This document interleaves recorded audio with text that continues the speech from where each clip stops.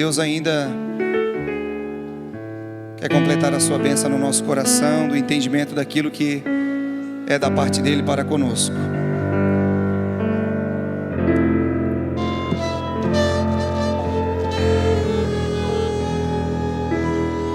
Glória a Deus. Amém? Então saudamos uma vez mais os irmãos com a paz do Senhor, aqueles que estão em casa também com a paz do Senhor, e convido a todos aqueles que puderem a colocar-se de joelhos para renovarmos o clamor ao Senhor pelo poder do sangue de Jesus.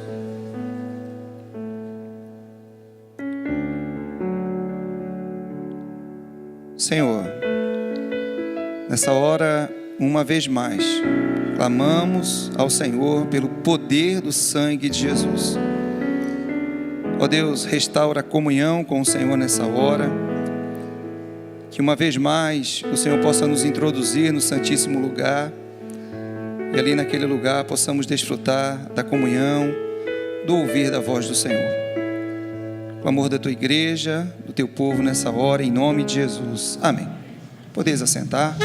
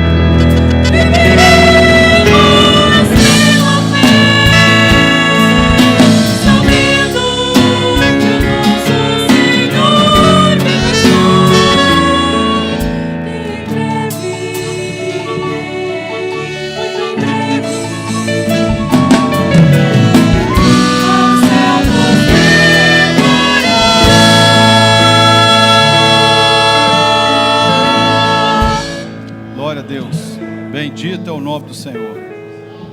Glória a Deus. Saúdo a todos com a paz do Senhor. O texto nosso agora vai estar em Juízes, no capítulo 6, versículo 32. Juízes 6, 32. Então o texto está projetado e diz o seguinte, ó: por isso naquele dia lhe chamaram Jerubaal, dizendo: Baal contenda contra ele, pois derrubou o seu altar. Os irmãos sabem quem que é esse Jerubaal, não sabe? Ele, por um tempo, ele permanecia conhecido pelo pai dele. Uma coisa natural, as pessoas quando são novas, são conhecidas, que ele é filho de fulano, não é isso? Quem que é fulano? Fulano, filho do outro. Até que ele cresce, fica famoso, aí ele é conhecido, esse aqui é o pai do fulano, aí o pai já não é conhecido mais, o filho é mais conhecido. Mas na verdade que a experiência do homem com Deus, ela tem que traduzir numa identidade. E o texto ele começa dizendo o seguinte, fala sobre a respeito de uma família. E que o texto fala o seguinte, olha, e havia o carvalho de Ofra que pertencia a Joás, a Biesrita, e Gideão, seu filho, malhando o trigo no lagar. Então fala de uma propriedade de Joás. Joás era o dono, a propriedade era dele. Quem que estava ali? O filho dele. Só que o filho dele sabia o que? A situação de Israel era o seguinte: estão roubando o trigo. Não querem que Israel tenha o trigo. E a inteligência do adversário é o seguinte, é época de colheita. Então ele sabia onde colhia o trigo, onde o trigo era armazenado, onde que o trigo era beneficiado. Então eles procuravam o lugar certo. Acharam de todo mundo e roubaram. Só não acharam o do pai de Gideão. Que Gideão, contrariando aos costumes, ele pegou o trigo e levou onde ninguém pensaria que ele levaria, que era no lagar. Ou seja, ao invés de levar o trigo para a eira, ele levou para o lagar. E ali, o adversário não achou, não encontrou. Nós vemos que a palavra de Deus, algumas vezes, o adversário procurou algumas coisas e não achou. Quando aqueles anjos entraram ali para poder socorrer a Ló, o que aconteceu? Ele feriu eles de cegueira para que Ló pudesse escapar dali. Então eles estavam ali, estavam na frente dele e eles não viram. Mas foi uma operação de Deus. Quando estava lá Eliseu e o moço dele na Sicar, em Dotã, cercado, foi o contrário. Quer dizer, o Senhor cega aqueles que perseguiram. Porque ali o Senhor abre os olhos dele, porque ele não está vendo. Ele viu o quê? Viu o exército de Deus, carros de Israel e os seus cavaleiros. Então ele pôde ver aquilo que o inimigo não via, que era o quê? O poder de Deus que agia naquilo que era o profético. E cegou eles e fez com que eles fossem para Samaria, cercasse a cidade errada, e ali fossem aprisionados. Então o que o Senhor faz? Quando o homem ele está dentro do profético, ele discerne tudo e não é discernido por ninguém. Ele alcança o profético, aquilo que nós falamos nisso. Nós alcançamos o profético. E dentro do profético nós somos guardados, nós somos protegidos. Quando nós nos aventuramos naquilo que é razão, nós perdemos. Então quando nós entramos naquilo que é do homem, nós estamos em extrema desvantagem. Principalmente nós pastores. Porque nós não temos nem formação teológica para poder estar à frente de igreja. Nós somos tão ruins, que nós nem condição de estar em frente de igreja nós estamos. Nós só estamos porque o Espírito Santo nos chamou, nos colocou aqui. Então nós somos dependentes dele. Pastores, diáconos, obreiros, grupo de intercessão, grupo de instrumentistas. Nós estamos por misericórdia. Então alguém falava, vocês se acham melhores que todo mundo. Ao contrário, nós somos piores. Nós somos os mais indignos. Nós somos os menos capazes. Ai de nós, se não é o Espírito Santo em nossas vidas. Ai de nós, se não é Ele presente, conduzindo os nossos corações. Nós não ficamos. Então, quando Gideão, ele esconde ali o trigo, ele era o quê? Ele era o menor. A família dele era mais pobre, da tribo mais pobre. Ele era a terceira pessoa depois de ninguém. Não era nada. E Deus sempre contou com homens assim. Deus nunca contou com os sábios, com os entendidos, porque deles foi escondido. Então, quando alguém é sábio, quando alguém é alguma coisa, esse não presta. Para Deus não presta, porque ele já está tão cheio de si, que fica inabilitado para que o Espírito Santo possa encher. E nós vamos entender depois isso, na frente, que foi como é que a experiência de Gideão, como é que ela chega lá na frente, é do homem esvaziar-se de si mesmo. Então ali o que acontece? Ele toma ali, ele esconde o trigo e o trigo não é tomado, porque ele coloca aqui, naquilo que nós aprendemos, né? Na uva, do lagar, do vinho, do Espírito Santo, a palavra viva, a palavra da vida, a palavra revelada, a palavra que tem vida.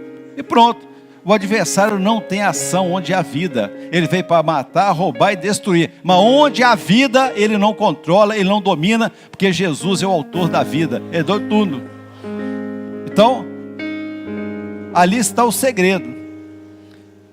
E agora é o seguinte, quando o anjo diz a você é valente, aí ele diz o seguinte, mas onde está a operação de Deus?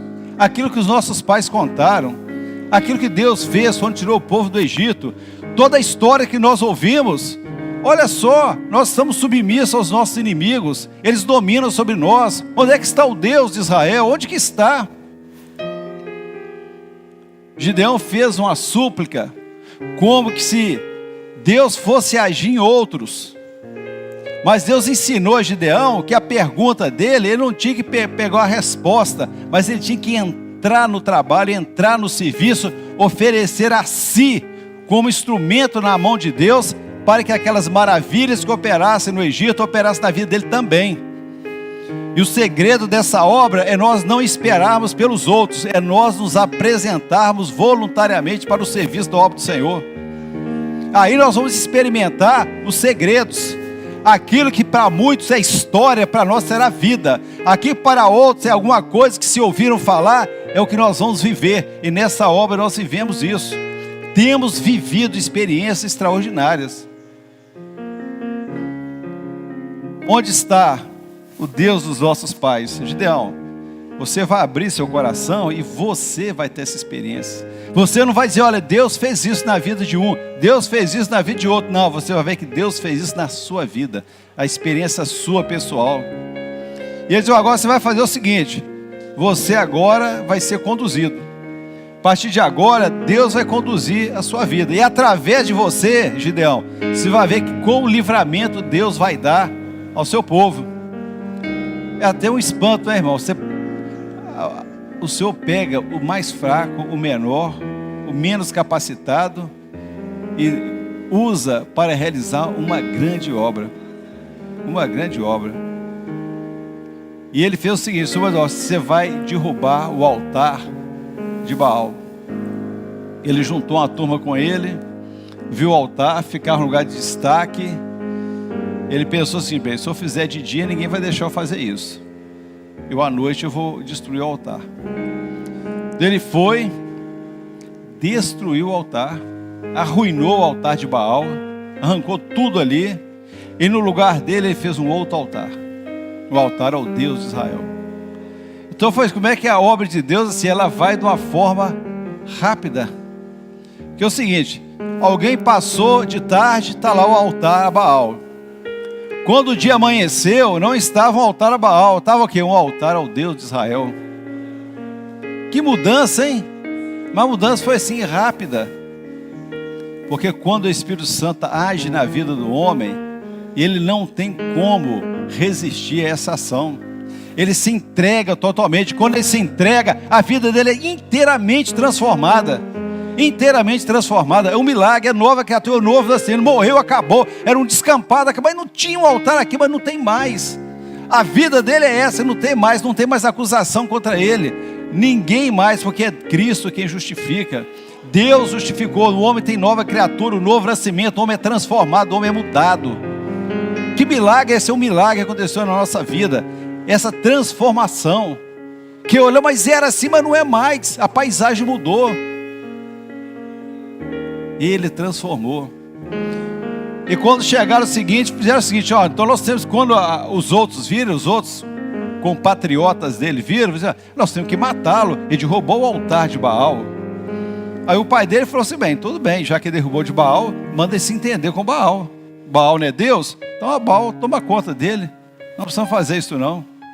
Aí quando viu que não aconteceu nada com eles, mudaram o nome dele, seu nome agora é Jerubaal. Agora ele não é identificado mais como filho de Joás, mas agora ele tem um nome, ele tem uma identidade. E o que Deus faz para nós nesta obra é nos dar uma identidade. Nós somos identificados. Deus nos conhece, Deus sabe quem somos, o mundo sabe quem somos, nós somos conhecidos e onde nós estamos, nós somos identificados. Olha, aquele ali é nascido em Jerusalém, olha, aquele ali é dali. Esse teve a experiência, entrou na luta e ele prevaleceu. Que Baal contenda contra ele. E ele agora, o Senhor disse, ó, agora você, Gideão, você vai ter uma experiência diferente na sua vida. Você viu o que foi, o que Deus fez na sua vida. Quando você guardou o trigo, quando você derrubou o altar, quando você fez um altar ali ao Senhor, quando aqueles que queriam a sua vida não puderam mais, mas você agora, Deus vai te usar para uma grande obra. Irmão, nós somos surpresos, porque o Senhor nos chamou assim, sem condição nenhuma, mas o Senhor nos fez capaz de sermos instrumento numa grande obra. E ele diz o seguinte, olha, quando as pessoas viram o que aconteceu com ele, juntaram uma turma grande, porque a notícia corre logo, olha, Jeroboão derrubou o altar do Baal. O que aconteceu? O Baal não fez nada, não caiu a orelha dele, não caiu nada, o cabelo dele não caiu, ele está inteiro. Não é possível, aí não aconteceu nada, não perdeu uma unha. Então, eu estou desconfiado que o Baal não está com nada não, hein? Ele não é Deus, coisa nenhuma. Eu estou achando que o nosso Deus é Deus verdadeiro mesmo. E as pessoas começam a ver o que Deus fez nas nossas vidas e começam a se juntar. E a palavra de Deus diz que 32 mil juntaram-se a ele. Que testemunho, hein? Que bênção, hein? Que evangelização, hein? Gideão, bom evangelista, 32 mil. 32 mil. E Jeroboão ficou feliz, realmente, quando o Senhor falou que Deus era comigo, eu não sabia que eu era bom assim não, hein? Eu sou bacana mesmo. 32 mil, eu consegui juntar um grupo aí que pouca gente consegue juntar. 32 mil, um exército bom demais. Eu vou nessa guerra aí, agora é só partir para cima, que todo mundo já está me aclamando aqui como libertador de Israel. Mas o Senhor fala assim, Gideão, olha, vou te contar um segredo. Você é novo ainda, você saiu agora da casa do seu pai, mas você vai entender uma coisa, ó, a minha glória eu não dou para homem nenhum. Homem nenhum leva a minha glória. Ninguém, pode ser quem for. A glória de Deus ele não leva. A glória de Deus pertence a Ele. A Deus pertence toda a honra, glória, louvor e adoração. Só a Ele. E você vai entender que nessa obra se faz com pequenos. E você vai aprender muita coisa para aprender, Gideão. Você está achando que você sabe tudo, não sabe nada. Só que você foi chamado. Você acha que o seu problema está resolvido que você foi chamado? Ah, você foi ungido, você é pastor, você é diácono, você sabe tudo? Não, agora você vai começar a aprender.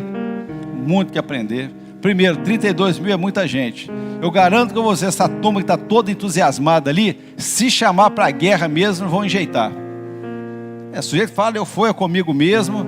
Então vamos ver lá, pode falar um discurso aberto. Olha o seguinte, ó, a guerra é um negócio muito difícil, vai morrer gente, o negócio não é fácil não. Então é o seguinte, quem tiver com medo pode ir embora. Quantos foram embora, vocês lembram? 22 mil.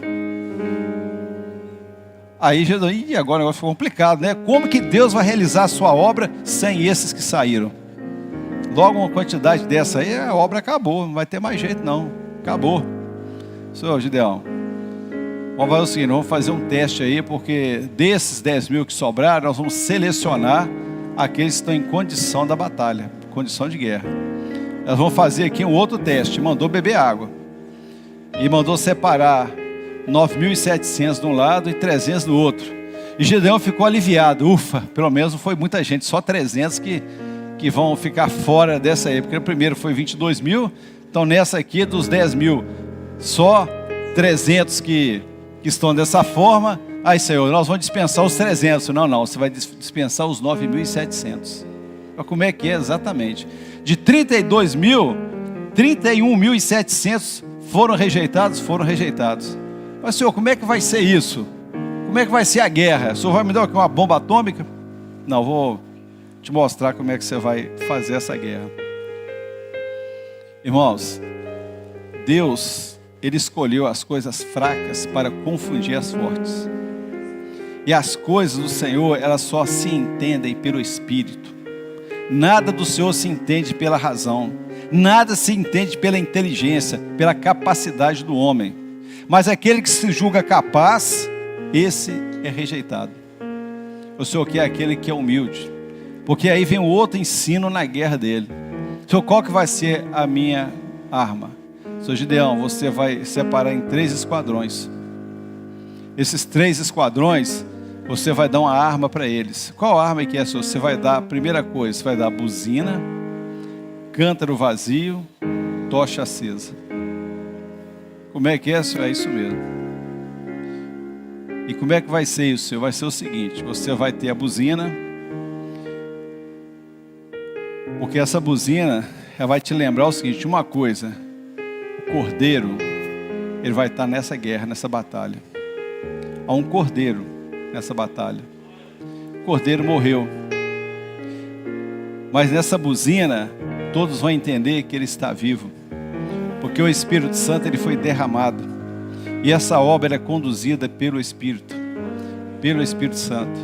É o cordeiro que foi morto e o Espírito Santo que dá vida. Agora é o seguinte, cântaro. Como é que vai ser o cântaro, Senhor? Tem que estar vazio. O canto tem que estar vazio. Tem que estar vazio porque não pode ter nada do homem nele. Tem que tirar tudo. Tirar a vaidade. Tem que tirar o pensamento que você é insubstituível. Tem que tirar o pensamento que você é alguma coisa. Porque se tiver alguma coisa dentro dele, ele não vai servir. Porque no seu interior vai estar uma tocha acesa. E essa tocha só pode estar dentro desse canto se ele estiver inteiramente vazio. Ele não pode ter mais nada. E o Senhor limpa os nossos corações. Ele é limpo e no seu interior há uma tocha brilhando ali, dizendo que o Espírito Santo já nos encheu, dizendo que o fogo do Senhor está abrasando o nosso interior. E como é que vai? E é só isso? O Senhor terminou e não terminou não. Vem a parte mais difícil, Gideão. Qual que é? Você vai ter que quebrar o cântaro. Para quebrar o cântaro, sim. Porque o cântaro é aquilo que é do homem, aquilo que é do barro. Para que a glória de Deus brilhe na vida do homem, ele tem que se quebrar. Ele tem que se quebrar. Irmãos, nesta obra, o homem precisa se deixar quebrar. É bom? Eu não acho. Tem até o hino que fala, né, quebra minha vida, não tem? Você já viu um hino falando isso? Então, eu lembro de uma irmã falou comigo, quando canta esse hino, esse quebra minha vida, eu não canto não. Ah, por quê? Porque eu estou pedindo para Deus me quebrar, eu não quero quebrar não, eu sei que a prova é dura, é difícil. Eu falei, você pensa isso? Mas se você não deixar se quebrar, a tocha não vai brilhar não, hein? Vai ficar essa estrutura humana, carnal aí, e que o Espírito Santo quer realizar na sua vida, ele não vai realizar. Pode doer, porque na hora que Deus começar a operar, vai quebrar tudo, vai virar caco, para você saber que você não é nada. E sabe o que vai acontecer com esse caco? Ele vai ser pisado. Sabe qual vai ser a lembrança desse caco? Nenhuma. Ninguém vai ficar contando o caco depois da guerra. Só se vai falar do resultado dela, daquilo que Deus fez, daquilo que Deus operou. Que com 300 ele venceu uma multidão que se perdia de vista. Irmãos, o seu ensino para nós é o seguinte: Deus quer encher as nossas vidas. Nós precisamos esvaziar de nós mesmos. O que está enchendo sua vida ainda? O que está ocupando lugar no seu coração? O que ainda está impedindo que essa tocha possa estar brilhando no seu interior? São fases. Ele foi, ouviu a voz do Senhor, derrubou o altar, fez um novo altar, dispensou toda a força humana que ele tinha. Agora ele se deixa encher, se deixa esvaziar, se deixa encher e agora se deixa quebrar. Que coisa, hein? Que ciclo difícil, né? Para que Deus possa usar as nossas vidas. Como que Deus trabalha em nós, hein? Como Deus trabalhou em cada um de nós e como Ele continua trabalhando. E é duro, é difícil, porque a obra do Senhor é uma obra de resistência. É uma obra de que nós temos que resistir todo dia. A Bíblia fala, e havendo resistido tudo, que ficar firmes. Então ficar, quando você fala da armadura de Deus, revestido da armadura de Deus, depois de haver feito tudo, ficar o que? Firmes. Então é uma obra de resistência. É uma obra que a todo tempo alguém vai dizer, você já fez muito pelo Senhor. A hora que a gente diz, você precisa, a obra é muito pesada para você. Servir ao Senhor é pesadíssimo. Ora, ficar aqui tocando um instrumento aqui, isso é um peso para você. Que recompensa você tem disso? Você como diácono, ficar servindo na igreja, já reconhecer o seu trabalho, para mim você já seria pastor. Por que você só é diácono hoje? Não reconhecer o seu talento ainda não? Essa obra é de resistência. Essa obra não é de minutos, uma experiência de empolgação, de gelo seco, bateu palma, que coisa, que empolgação, e o homem continuar com a vida dele. Não, o homem vai ter que mudar, ele vai ter que derrubar o altar, ele vai ter que construir um outro altar, vai ter que mudar o nome dele, vai ter que dispensar a força humana, vai ter que esvaziar, vai ter que quebrar, ainda vai ser pisado ainda. Uma vez teve alguém que esteve no nosso meio, ele disse, eu não aguento mais apanhar não, e realmente ele apanhava mesmo. E quem batia sabia bater, tá? Batia. Eu garanto que um monte de pastor que já apanhou dele também. Eu mesmo já apanhei, todo mundo já apanhou. Mas só que dizer, eu não aguento apanhar mais, eu não aguento mais apanhar. Você não aguenta apanhar por quê? Você sabe quando você não aguenta apanhar? É quando você ama tanto a si mesmo, você se ama tanto, tanto, tanto, que você não aceita ser repreendido. Porque o amor que você tem tanto por si, como é que eu vou explicar minha esposa? Como é que eu vou explicar os meus filhos? Como é que eu vou explicar? Eu estou apanhando, como é que eu estou apanhando? Sim, você está apanhando, e qual é o problema? Vai apanhar mesmo, precisa apanhar. Ah, mas eu vou sair, vou pregar o amor. Pode pregar o amor, e está pregando o amor, porque não aguenta apanhar. Agora, Jesus expulsou o pessoal do templo com chicote mesmo. Para mim, a maior provação da Bíblia, eu acho que Jó não foi, Jó foi muito provado, foi coisa nenhuma. Isso é lógico, estou brincando, assim que foi mesmo, claro, né? Mas estou assim, aquela mulher cirofenícia, para mim ela foi a mais provada. Vamos ver se não foi mesmo? Porque é o seguinte, às vezes a gente fala, não, mas eu apanhei, mas apanhei do homem, o homem não tem misericórdia não, né? Tudo bem, o homem bate mesmo. Agora, e Jesus batendo? Já apanhou de Jesus? Eu nunca apanhei não, entendeu? Eu só vi palavra de amor. Mas imagina essa mulher cirofenícia. Essa mulher cirofenícia, eu fiz até umas anotações aqui, eu isso até lembro aqui, fica mais fácil aqui. Deixa eu ver aqui se é esse aqui. Instrumento até, por coincidência, eu até marquei aqui, né? Nem pensava aqui. Mas olha só, ela é o seguinte, ela identificou, olha só, ela era estrangeira, ela identificou Jesus como filho de Davi. Olha só, ela alcançou aquilo que é profético, hein? Ela diz assim, Jesus, filho de Davi, e ela roga pela sua filha, e nem por ela roga para a filha dela. Ela clama, ali é Jesus, aquele que não decepciona ninguém. Está ali Jesus, eu rogo, seu filho de Davi, profeticamente, você é aquele que tinha que vir, é o Senhor, é o Messias. Eu sou estrangeira, mas eu reconheço como aquele, o presente de Deus para o homem. E Jesus silenciou, não deu resposta para ela. E depois, e os discípulos ainda falaram, Senhor, você não vai fazer nada por ela não? Os discípulos eram bonzinhos, Jesus era ruim, mas os discípulos eram bonzinhos. O Senhor não vai fazer nada por ela não? Manda ela embora, dá alguma coisa para ela, fala alguma coisa, mas despede ela aqui, ela está perturbando a gente. Aí a resposta de Jesus é o seguinte, olha, Jesus ficou indiferente. Tipo assim, ignora. A pior coisa é a gente ser ignorado, né? Você chama, você clama, a pessoa você nem está aqui, você nem existe para mim. Aí Jesus é indiferente. Ele disse, olha, eu não fui enviado senão as ovelhas perdidas da casa de Israel. Que coisa, hein? Que coisa, hein? Não fui levada senão as ovelhas perdidas da casa de Israel. E depois ela, após a resposta, depois que ela levou essa patada de Jesus, ela chega mais perto de Jesus. Engraçado, ela chegou mais perto. Aquela prova a fez chegar mais perto. E sabe o que ela fez? Ela adorou o Senhor. adorou o Senhor, mas adorar o Senhor. Ela não foi nem reclamar, o Senhor me tratou mal, não, ela foi, adorou o Senhor. E ela pede o socorro, Senhor, me socorre. E Jesus, ele diz o seguinte, olha, da outra pior, né? Não se pode tomar o pão dos filhos, né, e dar aos cachorrinhos. Quer dizer, ela foi a pior espécie de pessoa. Mas isso não foi homem, não foi discípulo, não foi o pastor, não foi o coordenador, não foi o presidente do presbitério, foi não. Foi Jesus que falou com ela, não se tira o pão dos filhos e dá aos cachorrinhos.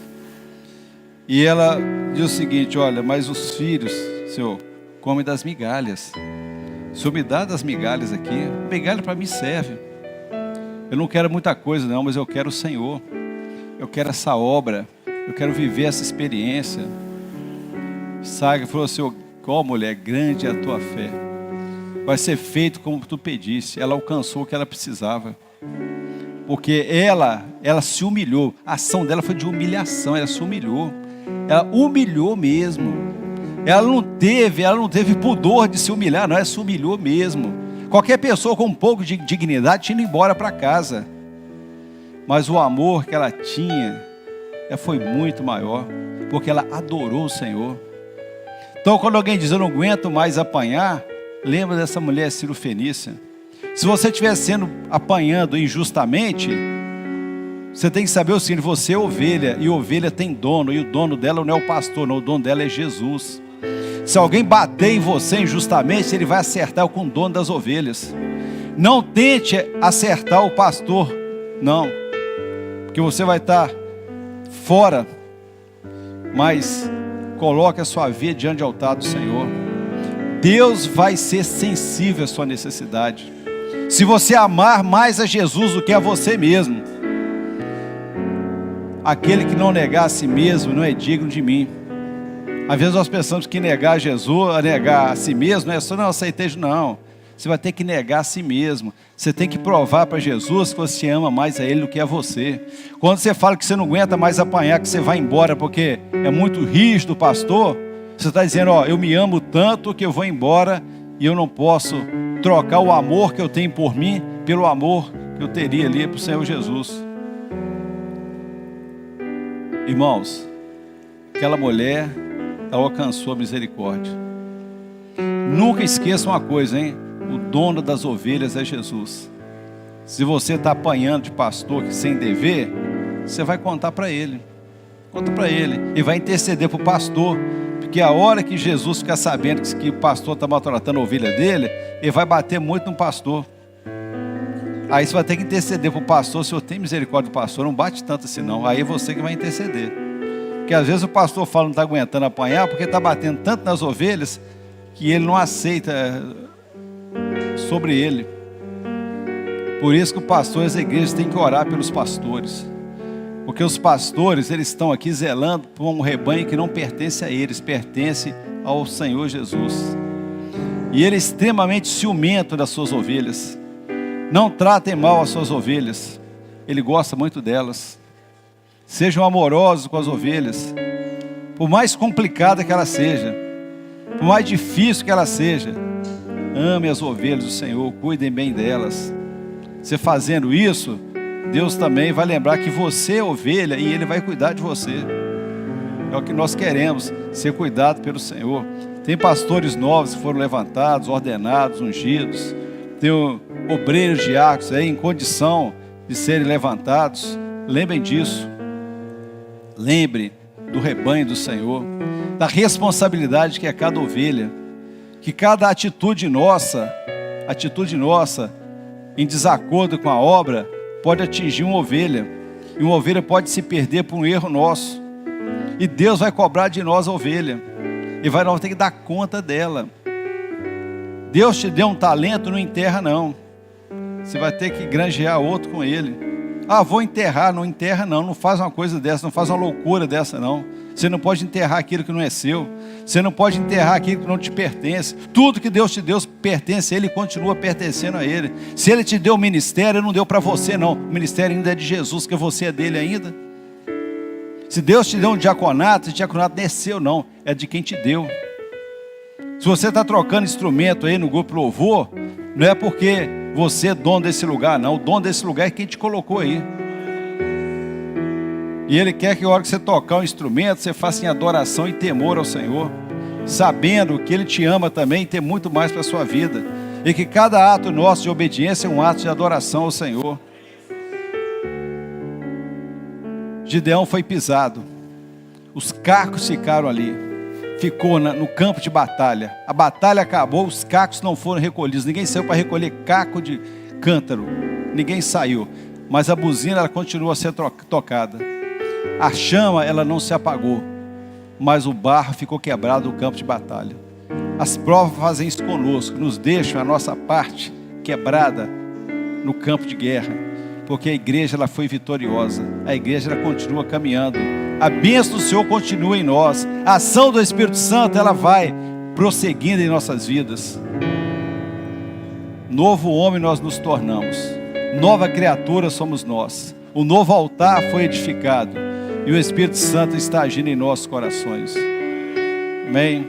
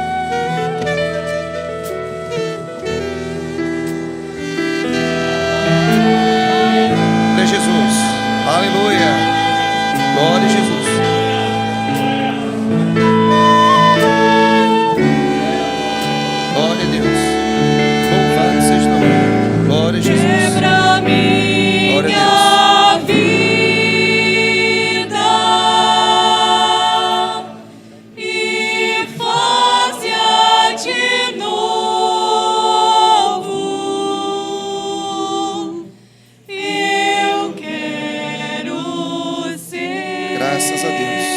Glória a Jesus. Glória a Deus. Glória a Jesus. Aleluia. Glória a Deus. Amém. Glória a Deus. Convido a igreja a colocar-se de joelhos nesta hora. Glória a Jesus. Os pastores vão estar impondo as mãos. Bendito é o nome do Senhor. Louvado seja teu nome, Senhor. Aleluias. Glória a Jesus. Santo é o teu nome, Senhor. Deiriai soudre canta lahaz. Nai soudre rai suriei. Filhos amados, aprove ao vosso Deus separar este dia para de uma maneira especial falar aos vossos corações, lembrando a cada um de vós do lugar de onde vos tirei e a obra que a cada dia tenho revelado aos vossos corações, esta obra que tem vos conduzido a cada dia para o projeto eterno do vosso Deus. Muitas são as investidas, mas olhai para aquele que vos resgatou. Estejais firmes na caminhada, porque grande é a vossa recompensa. Um banquete está preparado na minha eternidade, e em breve participareis na imposição das mãos dos meus servos. As minhas mãos estão estendidas e renovo a cada um de vós, para que sejais um valente, para que o vosso testemunho seja visto e o nome do Senhor glorificado. Adorai o meu nome, porque a minha graça é sobre vós. Aleluia, Senhor. Na minha vida, De pé. infância de novo, eu quero ser,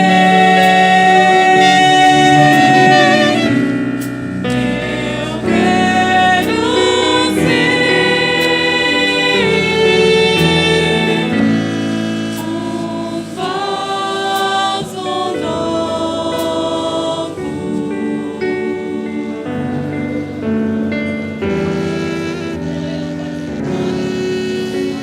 Senhor Deus, nós bendizemos o Teu nome por esta tarde, por tudo aquilo que aqui o Senhor tem falado ao nosso coração, porque sabemos que sairemos daqui renovados, com o nosso coração cheio de gratidão por esta obra eterna e maravilhosa.